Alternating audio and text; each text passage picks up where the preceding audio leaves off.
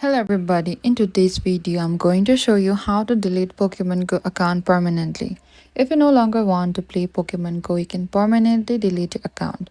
So firstly, you need to open your Pokemon Go app on your device. And after that, you need to go to this Pokemon ball icon in the bottom.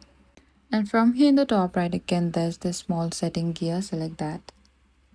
So over here, under this setting, what you need to do is scroll a bit down. You need to find this advanced setting. So over here, scroll a bit down again and click onto this delete account.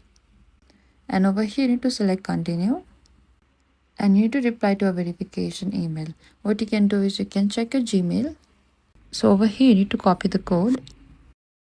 And after you copy the code, you can simply tap onto the reply in the bottom left and simply paste the code here and select send in the top right.